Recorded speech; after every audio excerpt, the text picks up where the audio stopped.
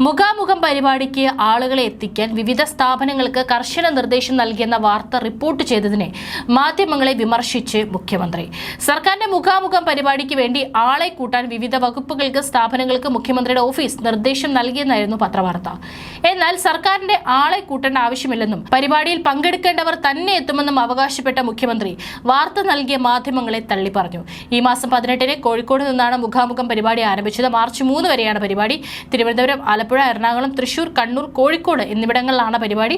മുഖ്യമന്ത്രിയുടെ ഓഫീസിൽ തയ്യാറാക്കിയ ക്ഷണക്കത്ത് വകുപ്പുകൾക്ക് കൈമാറിയിരുന്നു. ഇതിൽ പേരെഴുതിയ പ്രമുഖർക്ക് കൈമാറുകയും പരിപാടിയിൽ എത്തിക്കുകയുമായിരുന്നു സർക്കാർ സ്ഥാപനങ്ങളുടെ ചുമതല. ഈ വാർത്തയാണ് മുഖ്യമന്ത്രി തള്ളിയത്. സാമ്പത്തിക പ്രതിസന്ധി നിലനിൽക്കുന്നതിനിടയിലാണ് സർക്കാരിന്റെ ധൂർത്ത്. കേരളത്തിനും നവകേരള സദസ്സിനും ശേഷമാണ് മുഖാമുഖം എന്ന പേരിൽ പുതിയ പ്രഹസനം. മുഖാമുഖം പരിപാടി കൊണ്ട് സാധാരണക്കാർക്ക് യാതൊരു തരത്തിലുള്ള ഉപകാരവും ലഭിക്കുന്നില്ലെന്നാണ് പൊതുവെ പറയുന്നത്. പ്രശ്നങ്ങൾക്ക് മറുപടി നൽകാതെ തുണിസഞ്ചി മാത്രം നൽകി പരാതിക്കാരെ തിരികെ അയക്കുകയാണ് മുഖ്യമന്ത്രിയെന്ന് അടുത്തിടെ സെക്രട്ടേറിയറ്റിന് മുൻപിൽ സമരം ചെയ്യുന്ന CPO റാങ്ക് ഹോൾഡേഴ്സ് ആരോപിച്ചിരുന്നു. സംസ്ഥാന സർക്കാരിനും മുഖ്യമന്ത്രിക്കുമെതിരെ അതുപോലെ തന്നെ വിമർശനവുമായി പ്രതിപക്ഷ നേതാവ് VD സതീശനും ഇന്ന് രംഗത്ത് വന്നിരുന്നു. ഡൽഹിയിൽ BJP ചെയ്യുന്നത് പോലെ കേരളത്തിൽ LDFും വർഗീയ ധ്രുവീകരണം നടത്തുന്നുവെന്നാണ് സതീശൻ കുറ്റപ്പെടുത്തിയത്. ചില കേന്ദ്രങ്ങളെ മാത്രം ലക്ഷ്യമാക്കിയാണ് CPMന്റെ പ്രചാരണ രീതി. മുഖ്യമന്ത്രിയുടെ മുഖാമുഖ സ്റ്റേജ് മാനേജ്മെന്റിന്റെ ഷോയാണ്. ചോദ്യകർത്താക്കളെ മുൻകൂട്ടി നിശ്ചയിച്ച് മുൻകൂർ ചോദ്യങ്ങൾ നൽകി സർക്കാരിനെതിരെ ഒരു ചോദ്യവും ഇല്ലെന്ന് ഉറപ്പുവരുത്തിയാണ് മുഖാമുഖം നടത്തുന്നതെന്ന് VD സതീശൻ ആരോപിച്ചു.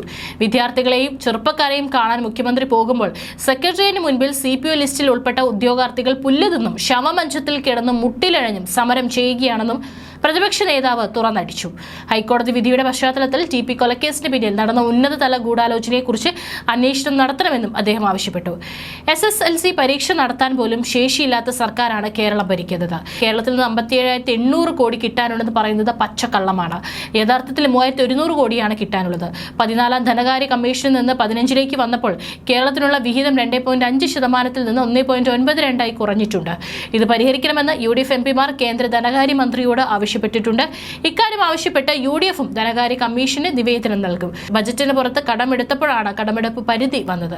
ഇല്ലാത്ത കണക്കാണ് സംസ്ഥാന സർക്കാർ പറയുന്നത്. കേരളയിൽ നടപ്പാക്കാൻ സാധിക്കില്ലെന്ന് വ്യക്തമായിട്ടും നോട്ടിഫൈ ചെയ്ത ഭൂമി നോട്ടിഫൈ ചെയ്യാൻ സർക്കാർ തയ്യാറായിട്ടില്ല.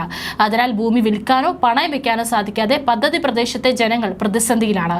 കേരളയിൽ നടക്കില്ലെന്ന് സർക്കാരിനും അറിയാം. എന്നിട്ടും കേരളയിൽ വരും കേട്ടോ എന്ന് പറഞ്ഞ് പ്രതിപക്ഷത്തെ ഭീഷണിപ്പെടുത്തി കേന്ദ്ര സർക്കാർ അനുമതി നൽകിയാലും കേരളയിൽ നടപ്പാക്കാൻ UDF അനുവദിക്കില്ല.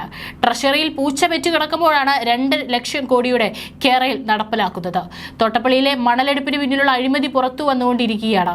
തോട്ടപ്പള്ളി സമരത്തിന് കോൺഗ്രസ് എല്ലാ പിന്തുണയും നൽകിയിട്ടുണ്ട്. സമരത്തിൽ പങ്കെടുത്തതിന് കോൺഗ്രസ് പ്രവർത്തകർ ലക്ഷക്കണക്കിന് രൂപയാണ് കോടതിയിൽ ഫൈൻ അടച്ചത്. മത്സ്യത്തൊഴിലാളികൾ ഉൾപ്പെടെയുള്ളവരെ ബാധിക്കുന്ന പ്രശ്നങ്ങൾ ഉൾപ്പെടെയുള്ളവ ഗൗരവത്തോടെ പരിഗണിക്കും.